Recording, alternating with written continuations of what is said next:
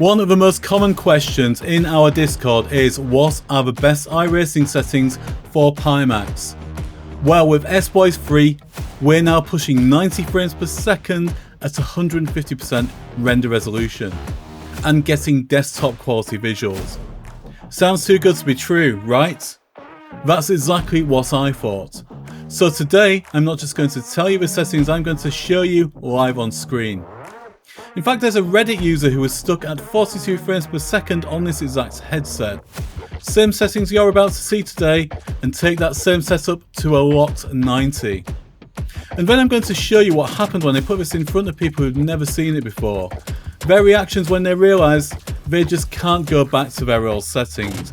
You need to see this. So if you're running a Pimax and you've been chasing clarity in iRacing, stick around because this changes everything.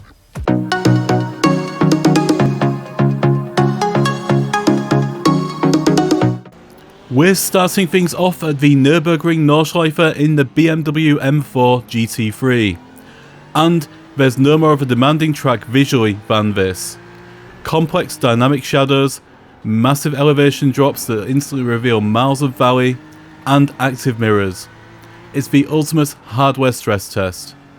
You'll see I'm running 3 mirrors in this sequence, 1.0 quality in Pimax Play, and 150% render resolution in SteamVR.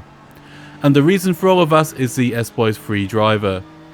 Straight away I've got to give credit for these settings to Static Breeze 17. These are real user settings from real hardware testing. If I'd told someone before SBoys3 that you could run iRacing at max quality graphical settings with 3 mirrors enabled and 150% render resolution, they'd have carted me off to a lunatic asylum.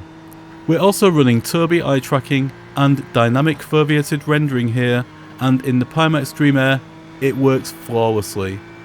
These visuals are mind-blowing, and as you saw from Oliver and Aaron's reactions earlier, those were real unedited responses that blew everyone away who tried this, including myself. Playing alongside this is some through-the-lens footage which was also captured on my iPhone 17 Pro Max. But honestly, it doesn't do justice to how this actually looks to the eye. And you'll also see the FPS results running over the top of this lap. Now you'll notice that it reads close to 80 rather than the 90 I mentioned in the hook, and that's not a different result, that's the recording overhead. Capturing this footage on the same PC I'm racing on costs real frames, and every time I'd rather show you that honestly than cut away and pretend it doesn't happen. Another graphically grueling track is St. Petersburg in Florida. And this is another example of a track that can bring performance to its knees in iRacing in VR. If you're not familiar with it, it's a street circuit, tight, technical, lined with buildings, palm trees, barriers, shadows constantly moving across the track surface. All of that detail adds up, and it's exactly the kind of environment that punishes a headset that isn't dialed in properly.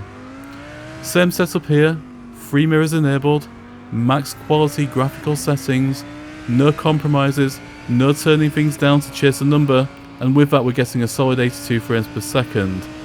Now remember, I'm recording this gameplay also on the same PC you're watching it on right now, so there's already a performance hit just from capturing this footage. In a real session, without the recording overhead, you'd expect that number to sit even higher, but I'd rather show you the honest worst case figure than the best case one that doesn't hold up when you actually come to sit down and race. Now take a look again at the through-the-lens capture playing alongside this, and let me just say my jaw was on the floor. The colours are simply popping, the Micro-OLED panel on Dream Air is an absolute showstopper, and it's built specifically for sim racing and PC VR, and it shows. This simply blew me away. The clarity was stunning, and it wasn't just me. The other testers agreed too, the moment they saw this exact footage on this exact track. Now you may also know the iRacing subscription price has just increased, and I know that's going to be on a lot of people's minds watching this. So stick with me, because later in this video I'm going to show you exactly how you can get a full 12 months iRacing subscription absolutely free. I'm also running a custom Pimax livery here on the Lamborghini Huracán, and you can check this livery out and plenty of others over in the Next Level Sim Gaming Discord community. And while you're there, you can also check out our latest guides available to download in PDF formats and get involved in the discussion. Let us know what you want tested next, because a lot of what ends up in these videos starts as a request from someone in the server. One of my favourite cars in iRacing is the 911 GT3, and Suzuka is a fantastic technical track to test on. For this section I ran a few benchmark laps, importantly not recording on the same PC, because the SBoys3 driver does get impacted significantly by recording software running alongside it. Over this 10-minute test, running 150% render resolution and 1.0 quality in Pimax Player, we recorded a clean 90 FPS average, no capture overhead skewing the number this time.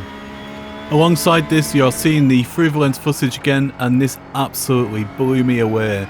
I'm pretty sure you'll be just as astounded by the visual clarity of these settings create. In the Dream Air, this brings iRacing to an absolutely new level entirely. On the SBoys3 driver, more broadly, a number of users in the Discord are also finding it works exceptionally well on the Pimax Super, with the ultra-wide field of view getting particular praise. I do intend to run further testing on the Super and the Crystal Light too, but we're waiting on distortion profiles to arrive for these headsets right now. Only the Pimax Dream Air Lighthouse and Slam versions have the correct distortion profiles with this driver. As always, you'll notice I'm using the Studioform X1P here, and it completely transforms the comfort of the Dream Air and brings the field of view much closer to Pimax's stated figures. It's essential, not just in my opinion, but for the community at large. I've also negotiated a discount on the X1P for you, and the link is in the video description. You can also use the code NEXTLEVEL, so to be sure to grab yours today. It's also worth noting in this section, alongside max graphical settings, free mirrors are also enabled again, and the clarity here is incredible. I personally don't get on with a virtual mirror in iRacing, and much prefer physical mirrors for realism and immersion. With these SBoys3 driver custom settings, it's a genuine game changer.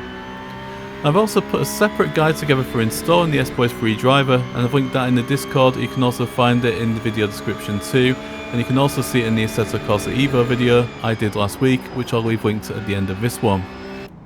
A new one to add to my collection is the Ford Mustang GT3 at Summit Point, and a bit like the Nürburgring, this track is dense with foliage and trees.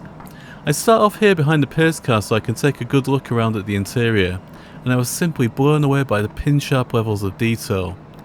This is iRacing at desktop quality visuals in a VR headset. Now, even though I ditched the ultra-wide monitor a long time ago with my daily driver being the Pimax Super, this is a new and genuinely liberating experience in the Dream Air. It is stunning. You'll see me looking around in awe in the through the lens footage again here. Remember, if you want to know exactly how to get DFR running with SBoys3 along with more optimization tips, they're all available in our free community Discord. Whether you're new to Pimax hardware or a seasoned user, we've got a great group of enthusiasts in there who actively help each other, share best settings, and like in this video, actively test so we can share the results with everyone. While this video covered a few different tracks and vehicles in iRacing, I've also tested these settings in different weather conditions, including rain, and the results were also excellent there too. Now, another big shout out has to go to Reddit user StaticBreeze17 for sharing these settings originally, and if you've got similar best practices you'd like to see benchmarked in one of the future videos, let us know in the community Discord. To wrap things up, the numbers speak for themselves. The SBoys3 driver, paired with the Dream Air, doesn't just marginally improve performance, it completely redefines it, giving us that uncompressed desktop clarity in VR. As your Pimax sim racing ambassador, my goal is to make sure that your buying experience is bulletproof, and that's why I've secured an incredible offer for you here on Next Level Sim Gaming. If you want to grab the Dream Air for yourself, using the link in the video description now gives you a choice. Claim a full 12 months free iRacing subscription, or take a solid discount off the headset itself. And buying through my link also means you get the dedicated Pimax representative on hand for any post-purchase support, so you're completely covered. Now jump into our free community Discord to grab these exact custom performance settings and get any technical support that you need. Let me know your thoughts on these iRacing results in the comments below, and if this data helps you out, smash that like button, subscribe to the channel, and I'll see you in the next video.